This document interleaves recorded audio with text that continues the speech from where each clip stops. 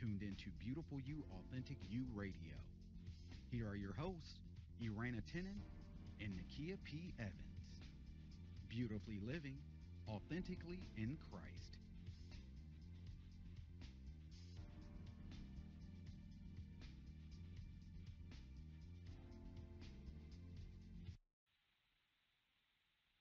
Hello, hello, and good evening. Welcome, welcome, welcome to our very second show, the Beautiful You, Authentic You radio show. I am your co-host, Irana Tenen, and I also have on the line my co-host, Nakia P. Evans. Nakia, you with me?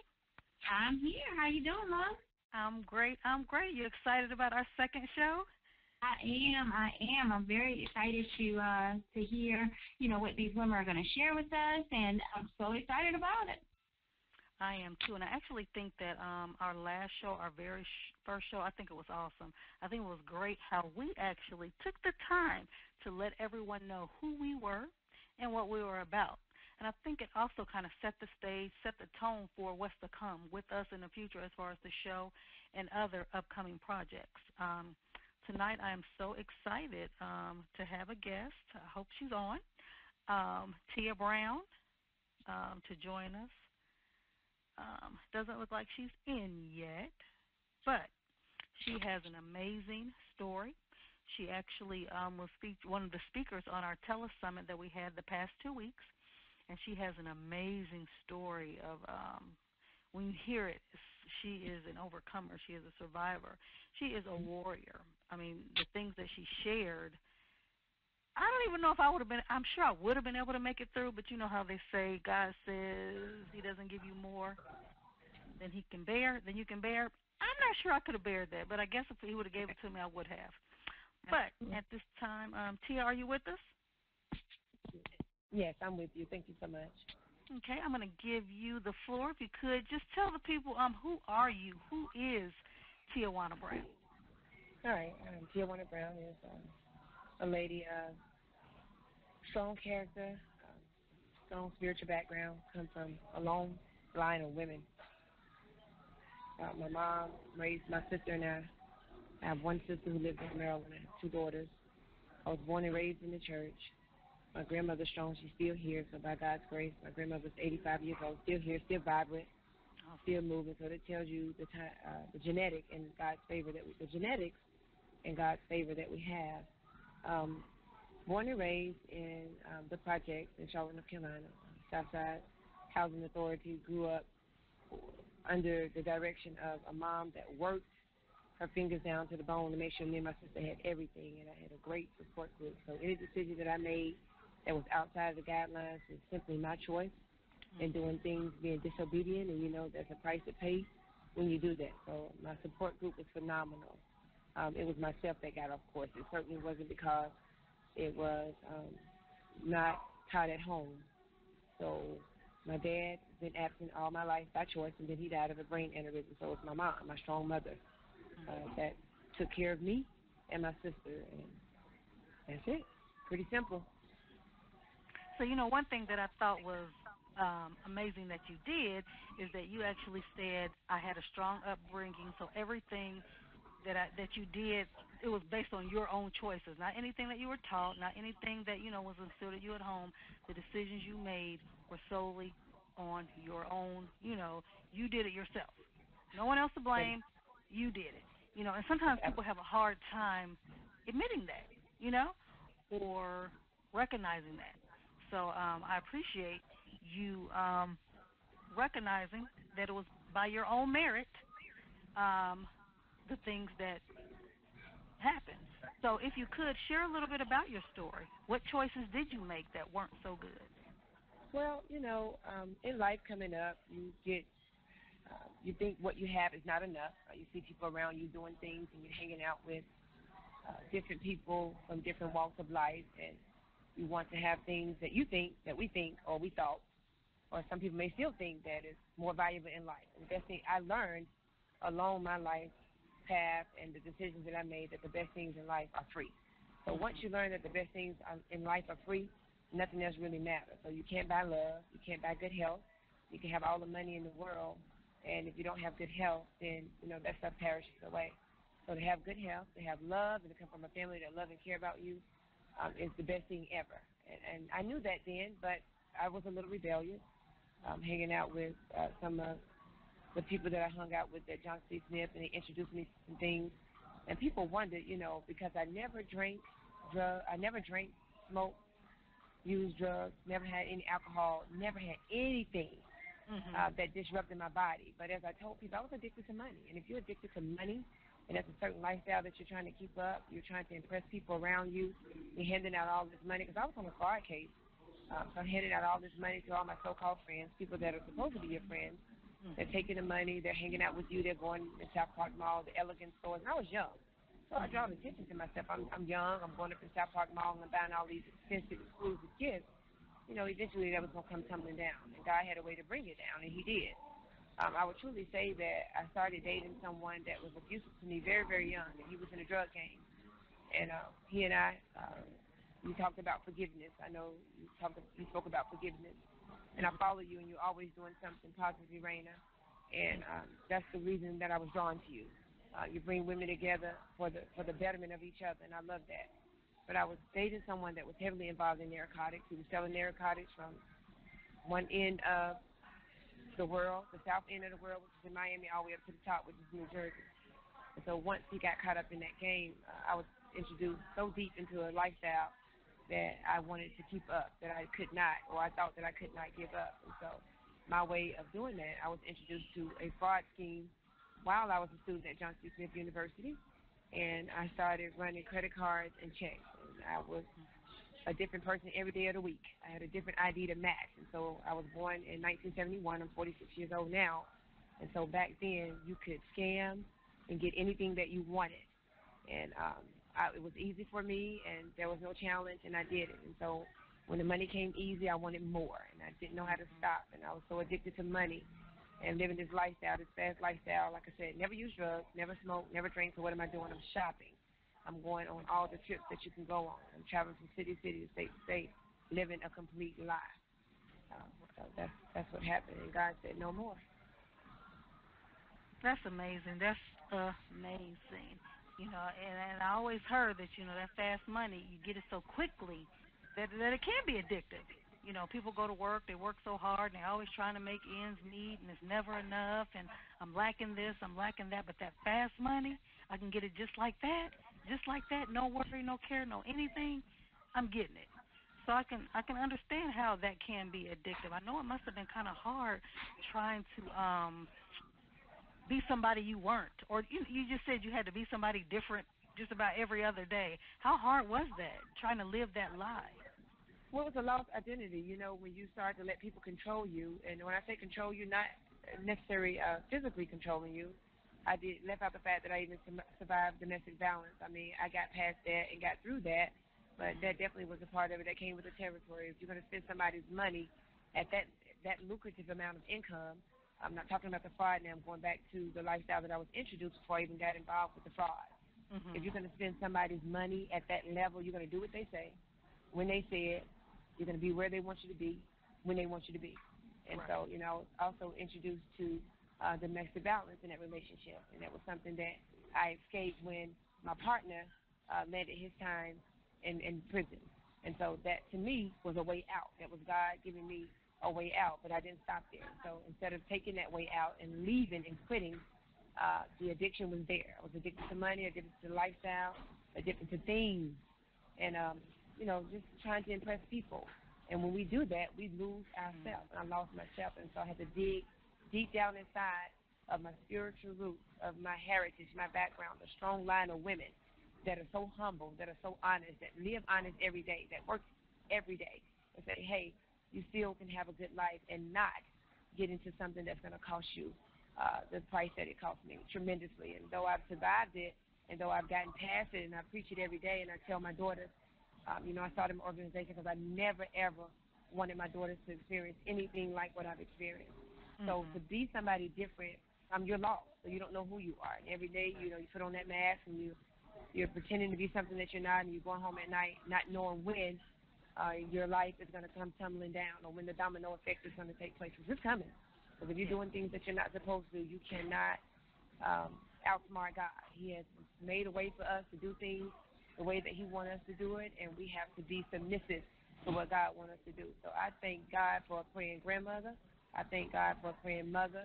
I thank God for my praying sister, my only sister, who I was definitely her role model. And to leave her, I was 21, and my sister, I'm 6.5 years old, so what, that makes her 16 at the time, 15 and a half, 16. Leaving my sister behind, getting ready to enter, to me, the most important years of her life, going into high school, and I was her role model. And remember, from my last conversation with you guys, I had a 2-year-old, a 22-month-old at home, getting ready to turn 2, and then Tajima was in my stomach. So I was definitely all over the place, totally confused. But God definitely slowed me down quickly, and I definitely surrendered. When I got that time and I was sentenced, I said, God, if you give me another chance, and when you give me another chance, I will shout your name out. I will definitely call on your name, and anybody that knows me and follows me. No, I don't live a life of perfectness. There's no such thing as that. There's only one that sits high and looks low. That's perfect. But I do love to empower people. I do love to share my story so that if somebody is on that path, they can think twice about it, because it certainly is just not worth it. Right, right. So let me ask you, you made me think. So you grew up in a Christian background, strong spiritual foundation. How was it facing your mother while you were doing things that you know you shouldn't have been doing? How did you feel inside, going through that, living a different life? Oh, I was torn and broken. My mom didn't know who she was dealing with. I wasn't my mom's child. I wasn't the child that she raised. I wasn't the child that she instilled those strong values inside of. I did everything that I wanted to do. I stepped outside of who Tijuana really was. Right. I wasn't who I was when I was born on June the 12th, 1971. I wasn't that beautiful baby, that bundle of joy that brought my mom so much love and so much happiness. I wasn't that child. I grew up being that child, but somewhere along the way, I lost who I was. And so in trying to find my identity again, I went through a course of hell. I'm trying everything that I can possibly try to get money, hurting a lot of people that was really, really, really, really close to me. And I thank God for forgiveness, because forgiveness is why my mom is a Christian woman, is why she loved me unconditionally and never once told me that I never was disowned. Let me just say that. Let me just change the course of what I was going to say. My mom never disowned me for anything that I did. She prayed with me. She prayed for me. And she said that what I was doing was wrong, and it had to come to an end. So I would live a lie in the presence of my family, because that's what you do. When you're doing things that you're not supposed to do, you live a lie. And you tell lies, and you manipulate people. And then people start to know your pattern, and they know that you're not telling the truth, and you're just being dishonest with yourself now. And it's a matter of time before your true identity is revealed. And that's what happened. My true identity was revealed. My mom, I tell you, Elaine, I came home one night, and my mom was so young and beautiful. And my mom was sitting on the edge of the bed crying. I think I just had internet. I wasn't pregnant. I was going through a 2-year span of where I was doing everything that I wasn't supposed to be doing. And so I came home, and I remember seeing my mom sit on the edge of the bed, and she had on a green T-shirt, and I remember like it was yesterday. My mom had hair like Michelle Obama, and it was her hair, real hair. And she sat on the edge of the bed, and she had a T-shirt, and my mom was sobbing. And I said, Mom, what's wrong with you? Why are you crying? And I was just running in the house for a minute. I had some friends outside waiting on me in the car, because, again, I'm living this life of we're running all over the place doing everything we could possibly do. And my mom was crying, and she said, I don't know who you are. I don't know what you've gotten yourself into. I remember the words like they were yesterday. You've gotten yourself into so much trouble. You're doing all this stuff that you don't even have to do. I just wish you would stop. And I sat down on the edge of the bed, and I cried with her, and I told her that I was sorry. But, again, the next day, back to the same thing. Right. I know that must have hurt you. We never want to disappoint our parents. We never want to do anything to disappoint our parents. So to see your mother crying and for her to verbally say, I don't know who you are, I don't know what you're doing, I know that must have hurt you. And you would think that could have been a turning point for you, but you just said it wasn't. So what exactly was the turning point for you? The turning point for me was prison. It was no other thing. It was, God had, I didn't correct my problems. I didn't correct the problems that I was creating for myself. Okay. Our spiritual father did that. God, he's omnipresent. He knows what's best for us. He knew coming down my mother's womb what path that I was going to take. And so because I'm his child and because he loves us unconditionally and he died on the cross for our sins so we may be saved again and that we may be able to do the things that he wants us to do according to his will, not ours. So when I got sentenced to federal prison, that changed me. Yeah. I never, ever did anything else after that. And that was June the 4th. That was March the 16th, 1994. Look how long ago that was. Yeah. Long time. So you also mentioned that you were pregnant. So when you went to jail, you were pregnant at that time? Oh, yeah, I was pregnant. I was 6 months pregnant when I was sentenced to 38 and a half months in federal prison. You guys do the calculation, 12 months is 1 year. I started saying, oh, my God, how am I going to do this, God? All I knew about prison was what I saw on TV, and so I was terrified. Got to think, 21 years old, cheerleader at Johnson C. Smith, honor student, but I was living a lie, and there's nothing else you can say about that. When you need to be broken, to be fixed again, I needed it. I needed it to be broke. God saved me. So I was rescued. A lot of times people go to prison and they're innocent. I wasn't innocent. I'm not going to say that to anybody. In any interview that I ever do, the 12 steps to recovery is admitting that you're wrong. And so my first thing to recovery was to admit my wrongdoings, my faults, and to ask for forgiveness. So. Wow, that's amazing, amazing. So you have 2 daughters. So what is your relationship with them like now? My relationship with my daughters are phenomenal. You got to understand, my daughters were children. When I went to prison, they were infants. Now, Tajima was in my stomach, so I was 6.5 months pregnant, and I was able to keep Tajima with me.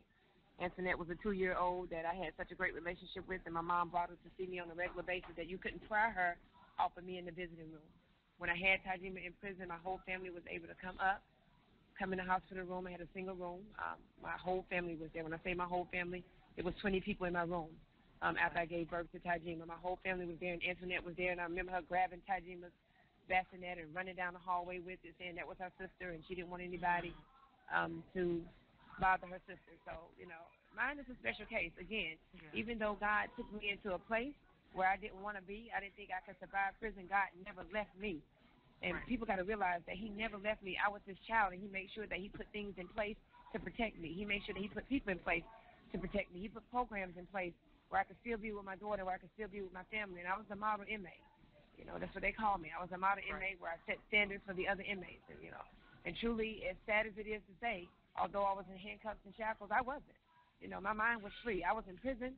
I was in prison physically, but mentally I wasn't there. I had a spiritual relationship that was overly and abundantly and exceedingly what anybody in the free world could ever have. Right. That's your story to me is so amazing, and I just you're a survivor, you're a warrior, you're just so strong. You exude to me courage and strength, and I'm so glad we were able to connect. Can you share with the people about your organization, Beauty After the Bars? I definitely can share Beauty After the Bars. It's really deep with Beauty After the Bars, and I'll tell you, Irena, always wanted to know what I wanted to do to help the other women that was in prison, and I met a beautiful lady who's on my website by the name of Topeka Sam. Topeka Sam and Andrea James and Amy Lou. These are some phenomenal women that have spent time in federal prison. We're talking about doctors, lawyers, and I just want to share with you the type of people that are in prison. Let me paint that picture, because everybody that's in prison, first of all, don't deserve to be in prison. Everybody didn't have a lifestyle like Tia. There are some laws out here that mandate that you serve a life sentence in prison for conspiracy to commit or conspiracy drug laws. And so I don't want to get too deep into that, but I'm an advocate. I'm an activist for women that are behind bars unjustly. So Beauty After the Bars, I met Topeka out on the website, and I told her that, I was looking for an organization that I can join because I wanted to help some of the other women that were still incarcerated. Because you got to understand, I've been home now 17 and a half years. My daughter is 23. My youngest daughter is 23, and Antoinette, my oldest daughter, is 25. And so when you come home and you know that the women are still going through what they're going through, so I wanted to start an organization, something that I can do to be a voice for the people that were left behind. It breaks my heart when you have a grandmother. My grandmother is 85 years old. My mom is 62. I'm 46. And so my daughters are 23 and 25. You know, you go to prison and you see you see 4 generations locked up under the same compound for conspiracy to commit something that they didn't even do. So my passion came from wanting, number one, for our young women to never, ever have to experience anything like I've experienced, especially thinking of young women, my 2 daughters themselves. And thank God and praise God that they have not had any brushes with the judicial system on the other side. And I thank God for that, and I'm very humble and I'm very gracious that they have not done that. But my voice is for the women that are locked up. You know, it's a nonprofit organization. I do have my 501c3. Want to make sure that we can support adversity for formerly incarcerated mothers, women, and girls in the fight for the women that are in their injustice. So we go all over the world. We have these symposiums. We speak. We take on cases for people that are in there unjustly. We write them, we go visit them, and we make sure that their children can see them and provide advocacy and support for any woman that's been formerly incarcerated or woman that's incarcerated now. Make sure that they can get literature, education, and that we can stay in contact with them so that they can be productive leaders when they re-enter, which they are so deserving, back into society. And so to speak on it, to have walked in their shoes, and to be an advocate for them is why my voice is so loud and so bold. That is awesome. That is awesome. I'm so glad that you took the time to be on our show. I love talking to you. I feel like I'm so glad I connected to you. I know I keep saying that, but I truly mean it from my heart. Before we go to break, I would like you to tell the people how they can get in contact with you. Okay. So you can contact me on my website. I have my website up, and which is the most successful way to contact me is www.beautyafterthebars.com. www.beautyafterthebars.com. That is my brand. That is my trademark. And so if you send me an email, my team will respond and accordingly and appropriately, and whatever we can do to help you. If you know somebody that's incarcerated, if you know somebody that's headed down that road, if you know somebody that is unjust and they're dealing with that, please let us know. Shoot us the email, and we'll get it into the hands of the right people. We have a big team, and I'm a member of the National Council of Formerly Incarcerated and Incarcerated Women, and we're worldwide. Awesome, awesome. Well, thank you so much again for joining us tonight. I appreciate you taking the time out of your schedule to share with us on our show. I pray nothing but blessings upon you and much success to anything that you set out to do. Thank you so much. And at this time, we're going to take a break, and when we come back, we will have Vanessa Anderson-Abrams. All right. Well, thank you guys so much. Have a great day. You too.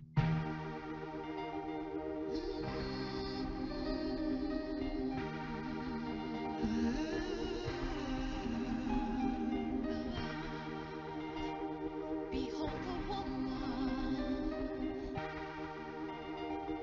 wailing woman. Ooh, woman. She's every woman. And if you ever have a problem, you know who can solve it. Like a woman at the well, but like an empty shell. And everyone could tell she was living in hell. Like the woman at his feet, searching for his heartbeat. His love was so sweet, it was known in the street. Assure me, come Lord, secure me. Come Lord, secure me. This is what I feel for you. For you. For you, For you. for you. This is what I feel for you. Like the woman they refuse is the woman he'll choose. Woman, thou art loose. You got nothing to lose. Like the woman in her room, preparing for her room. He's coming soon, coming bright as dawn. Come Lord, assure me. Come Lord, secure me. Come Lord, secure me. This is what I feel for you. Oh, oh, oh, oh. This is what I feel. Come Lord, assure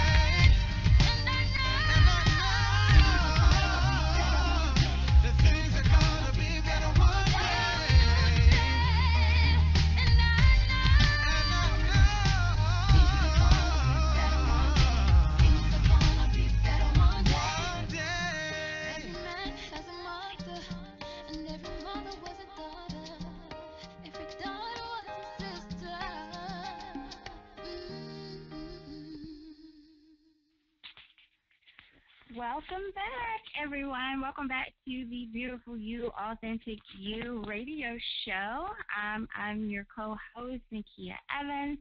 And you already, if you've been here earlier, you've heard from my co-host, Irena Tennant. The first half of our show, we had the special guest of Tijuana Brown, and she shared her story and testimony on beauty behind the bars. Powerful, powerful testimony. I love hearing from her because it's amazing how she was able to overcome and everything that she's been through. She's taken that and she's glorifying God and helping other women as well. So that's amazing. So we're going to go ahead and continue with the second half of our show. Our special guest now is going to be Vanessa Anderson Abram. Are you there, love? I am. How are you today? I am awesome. How are you? I'm well, thank you. Can you hear me okay? Yes, ma'am. We can. Awesome. Awesome. So, Vanessa, can you go ahead and tell us a little bit about yourself?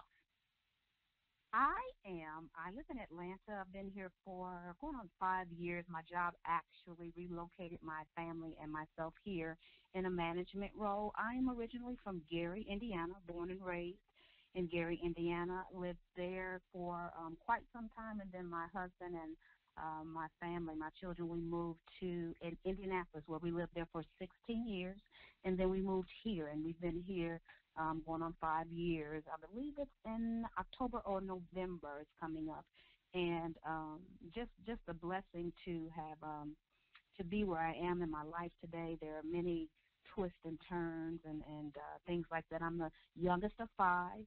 My mom is gone on to be with the Lord. I have my father still here with me. He's in Indiana, which will be here next week with me for a week or so. And then I have my mother-in-law, which is like a second mother to me. And then I'm married, and I've been married for 22 years. We've been together 23, but we just celebrated 22 years of marriage. We have 3 adult children. We have our oldest is 29, Brianna. We have the middle child, which is 24. TJ is a boy. And then my baby, he is 20, and he's in college now. And wait, my dog. I can't leave my dog out. I have my canine son, Chocolate. I can't leave him out. He's 13 years old. So, yeah, that's for real, like my child. So that's a little bit about me. Awesome. That's great. Now, you have your ministry, your business, things that you do is self-discovery. Now, can you tell us what that is and tell us the inspiration for you starting that? Self-discovery. I was sitting on the couch several years ago, and I can remember it vividly, and God said, self-discovery, begin a movement on self-discovery and get out here and get into the world to spread, like the Great Commission through self-discovery. And I'm like, Lord, I don't even know nobody here in Atlanta. He said, you move, and I'll make provision. And so I began to move, and little by little, up until now, fast forward now, it's been 3 years. Is it 3 years? I believe it's going on 3 years, and now God has transformed this thing. It's a movement. Self-discovery is about as a youngster, as a young lady, and as an adult in my adult years where I didn't know any better. And sometimes I did know better, but I was still rebellious, and that's something that my father would always say to me. And I used to be in so much pain in my life. I used to go through many, many different things in my life until I'm like, Lord, it has to be something better to life than this. And I just kept going through it. And then I will say until when my mom passed in 2010. That was one of the roughest parts of my life. My mother was ill. And, I mean, it took me about 2 years to get through that. And then here recently, my brother perished by way of suicide.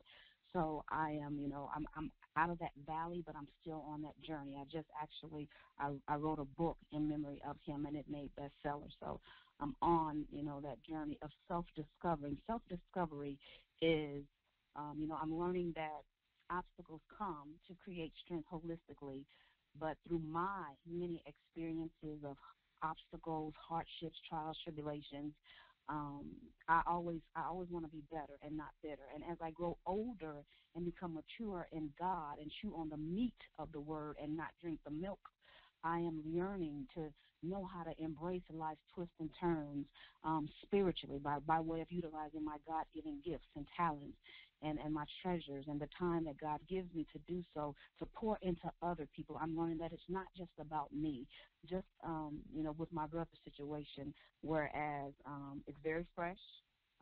It happened not too long ago. My closest sibling, he was older than me, but I'm dealing with that thing, and I've decided to break the silence and to speak about it. And through that, it's self-discovery. I never would have known that I could, and it wasn't me that made it through. It was the God in me. It was the joy of the Lord that was my strength that continues to get me through day to day. Each day is a different day.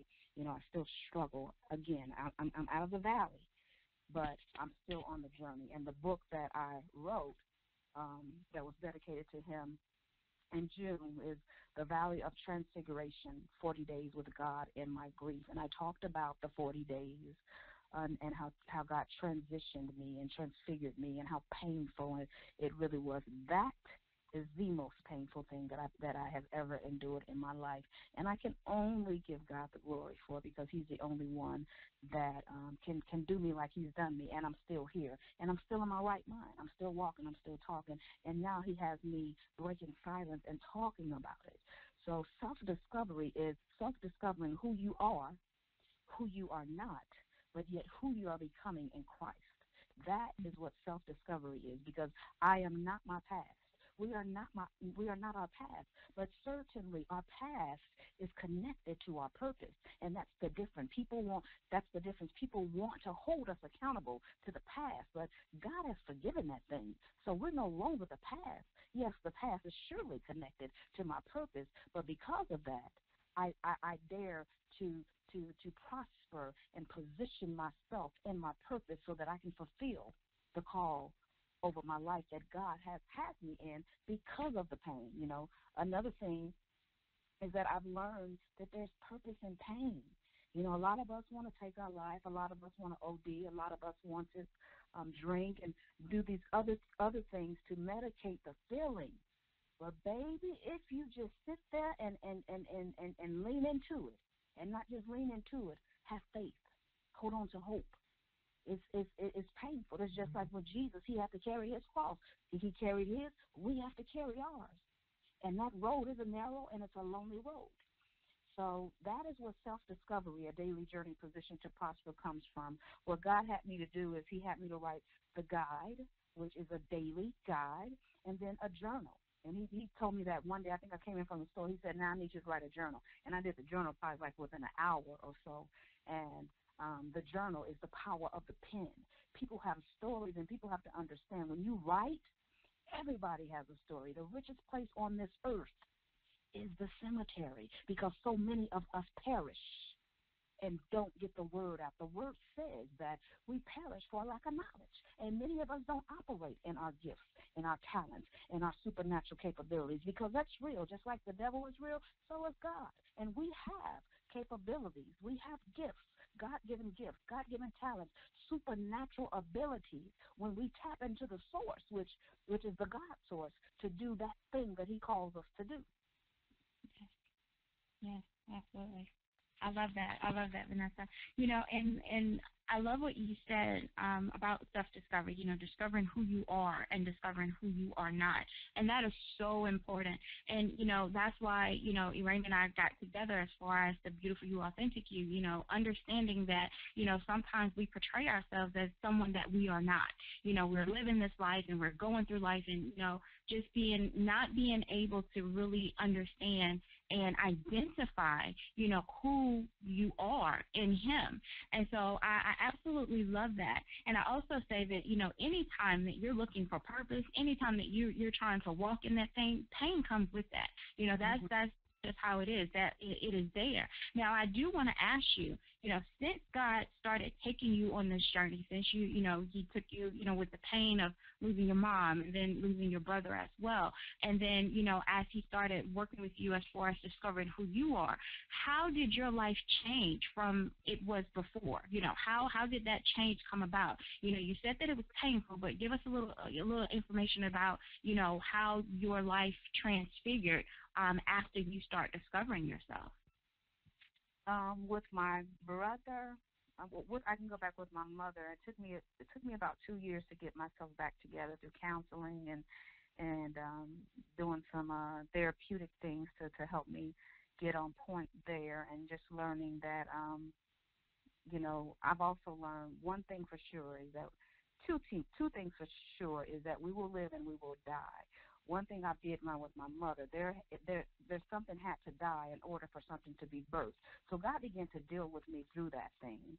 And then fast forward to now with my brother's death, such an untimely, such a tragedy, something that was meant to for my demise, if I can be honest. But the only thing that I had was Jesus. The only thing that I can hold on was my hope into Christ, because I did not want to live. I did not want to get up. I got the phone call. I had to do the dirty work as far as having to make the necessary arrangements, going here, going there, seeing this, smelling this. So in that thing, and I'm still dealing with that, and as a result of that, I have been diagnosed with PTSD. And with that, I've been diagnosed with that, but that doesn't have me. So that's the difference. I have PTSD, but PTSD doesn't have me. What I will do is speak about a thing, speak about how death, speak about how suicide and depression is silent. It's a silent killer. And because of this, again, I've learned that something must die in our life in order for something to be birthed. So as God began to birth things out of me, now I am a part of the American Foundation of Suicide Prevention has asked me to be a part of the board. I am now a part of the board for suicide. Now I am fighting for awareness and for laws to be changed as it relates to suicide. I am also now a part of NAMI, which is a mental illness national group that now I will be speaking and teaching as it relates to mental illness. And that's why I say there is purpose in pain. What did I do differently? I went through my grief, and I am still going through my grief. Trust me, I'm in therapy, and that is something that I highly support, and I highly suggest if a person is depressed, and then if there are red flags, and if they feel suicidal, get help, because depression is a silent killer. Before you know it, you could have committed suicide. So one thing for sure I would definitely say is that it has changed me to understand that I am human. And then secondly, that even though my brother is no longer here, I love him still just the same. But this time, I have a chip on my shoulder, and the chip on my shoulder is a spiritual chip to allow his life nor his death to be in vain. And not only that, be a voice for those that are voiceless, because he was quiet and he didn't speak up. So there are many people, veterans or not, he was a veteran, veterans or not, that do not have a voice, that the world, even the church, stigmatized depression, when we need to talk about it, when we need to speak about it, when we need to point people to the proper resources to take medications, to get medical help, to stay under physician care until they are better and become a productive, balanced member of society. So that, in that regard, that has changed me to fight. To fight. Again, I said I wanted to give up. I did, because I never dealt with nothing like this. I have not. But I dare each day. God help me. There are days when the Lord has to carry me. This is the footprints prayer. When you see two sets of footprints, it's the Lord carrying you. There are days he has to still do that. But I dare fight. I dare fight for the purpose and the provision and the promise of God, and to bind up the spirit of suicide and depression and oppression and those things that seek to take out the kingdom of God and the children of God. That is how I change. I have a total different outlook on life. I don't have tolerance for nonsense.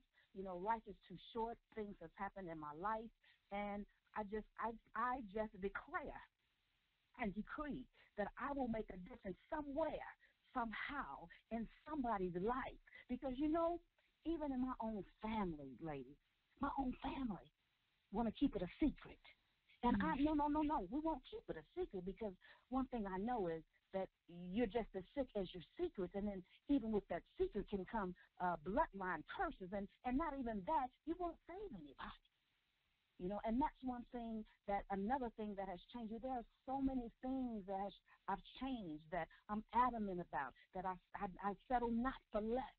I fight more in the spirit and stay on my knees more, and just understand that this thing that has happened to me, we see it on TV all the time. But this time it came into my house. It came close to my heart. And as a matter of fact, it is a matter of my heart. He is a piece of my heart, and I'm still bleeding, fresh today, still broken. But you know what? God is picking up each piece. As I'm sitting here talking right now, this gives me deliverance. As I speak about it, it's giving me deliverance. He's picking up piece by piece, putting it back together in his likeness, so that I can continue to do the work that he has before me. So I'm just even grateful to even speak about it, because well, many times I was not. Now people are asking me for stories about it. Now, when I get off the phone, I may be a hot mess, but God's going to restore me, and he's going to restore me. And I'm just humbled and honored to be used by God to do his work. And, that's why I share with people when I coach, when I speak, there is purpose in pain. It's just a matter of, it's not, and we won't grow. Just as you said, we'll never grow if we don't go through pain. And that's what I didn't understand in my younger years, and just thinking that, man, it's just always painful.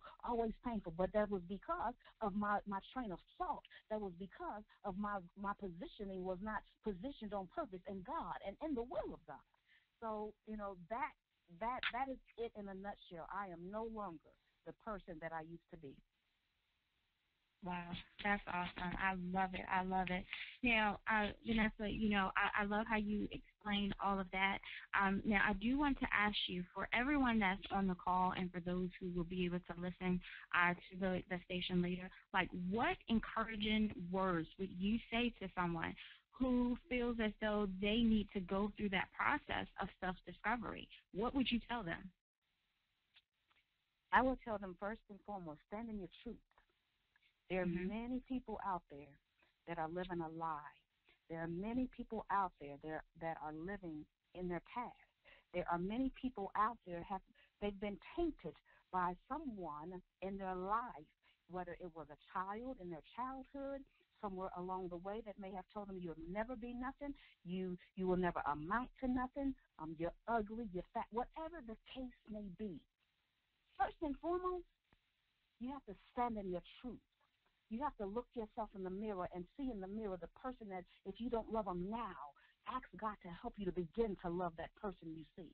Because there was a time for me, I did not like myself. I did not, because of the things that I did and things I said, but God has dealt with me in such a way that I'm healed. And now I can tell other people that is so vital and necessary to walk in self-discovery and to walk in your purpose.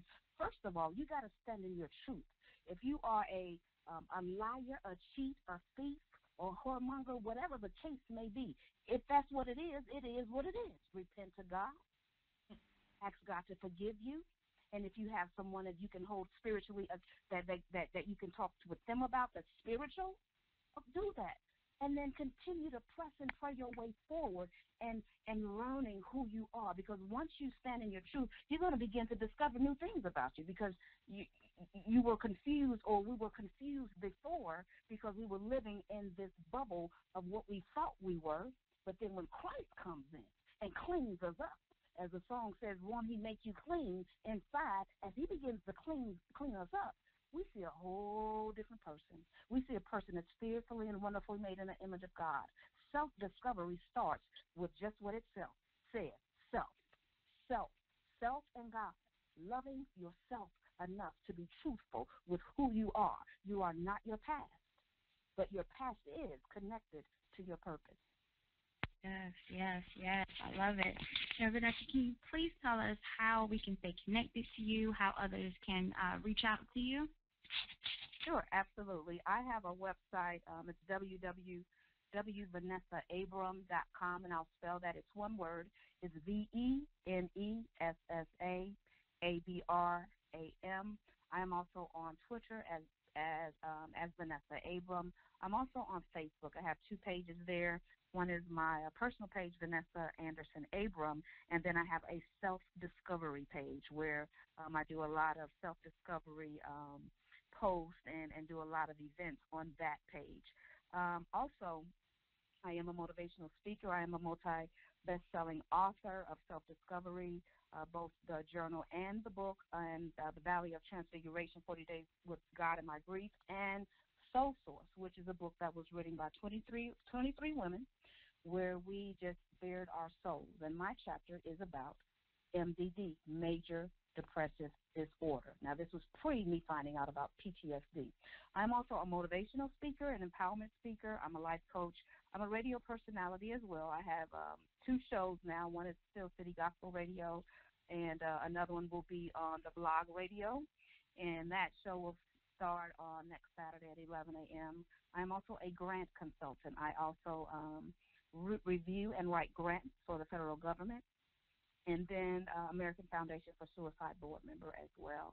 And as I mentioned earlier, instructor for NAMI, which is teaching about the mental health aspect of the mind. All right. Well, awesome. Thank you so much, lady, for, just coming on to our show, sharing your story, and giving, others the empowerment to go through their process to be able to identify and just rediscover themselves. So thank you. You're welcome. Thank you so much for having me. Yes, ma'am. Awesome. Irena, we have had an amazing show today. Our 2 special guests, just being able to share, their story, their empowerment. I was truly blessed. Yes, I was too. I don't even have words, and I'm very seldom speechless. But I do appreciate both of them coming on and pouring into us and our listeners and taking the time out of, because both of them are very busy, taking the time out of their schedule to share with us, and I'm so excited. Our second show was awesome. I've actually had somebody tell me that. The show was amazing, so I'm so excited. I'm also excited about next week. Next week, September 3rd, 8 p.m., we're going to have Ashley Moore, and at 8:30, we're going to have Shanika Smith. So you guys, you call in and you listen every week. This is a weekly show, every Sunday at 8 p.m. Eastern Standard Time. We'll be on. Yes, we will, and we have amazing women who are going to be on every single week. If you're looking for something, if you're ever going through a situation where you're questioning yourself and you need to know who you are, this is the show for you. Beautiful You, Authentic You Radio Show. Irena and I have so much other things that are coming up that way, so you need to make sure that you connect with us on Facebook, Irena Tennant, Nakia P. Evans. We have so many things that's coming up, so I'm very excited about everything that's going on. So we do want to just, let you know to rock with us next Sunday, okay? We have 2 more powerful women that will be on, and, like Irena said, this is weekly, so every single Sunday you can tune in. As you can see, you can also tune in on Facebook. We are on Facebook Live, yay! So you can make sure that, you can hit us up on Facebook and, listen to the show on Facebook Live as well, okay? So, Irena, do you have any closing remarks, anything you want to say before we close out? Nope. I just want to tell everybody thank you so much for taking time out of your Sunday to call in and listen to us. I pray that the shows and the people that we have on, and even us, are a blessing to you, and I pray that each one of you have a very, very blessed upcoming week and a wonderful night. Awesome. All right. Thank you so much, love. We greatly appreciate it, and we'll see you next Sunday. Have a great one.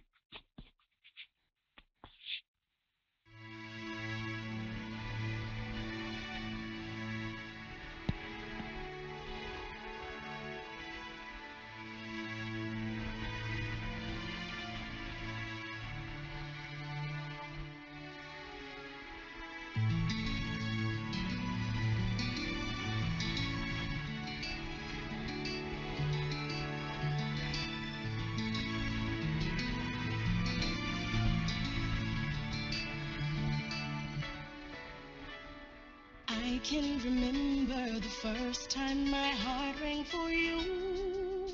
You were always near, lost in your splendor and power to make things new. Your voice I hear, calling for me to return since I drifted away. Ashamed I've forgotten, so there's nothing more to say. But bring back the wonder of you. Bring back the moment I saw.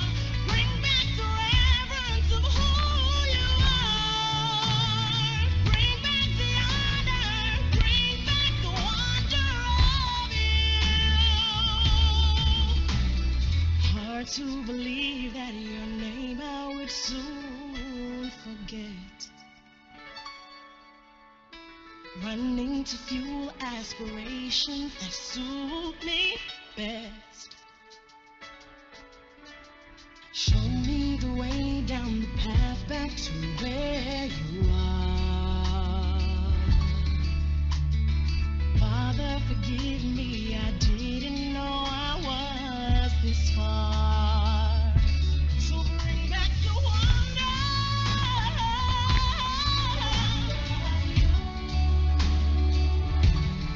Bring back the moment I said I would walk out this life for you. Bring back the joy, bring back the awe, bring back the reverence of who you are. Bring back the honor, bring back the wonder of you. Take me back to when I first believed.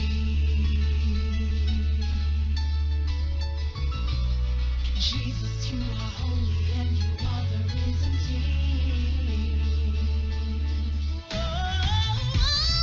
Take me back to when I first believed.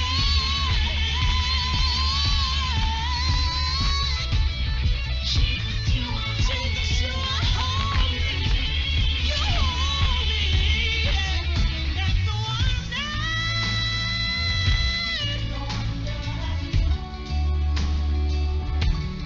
Bring back the moment I said I would walk out.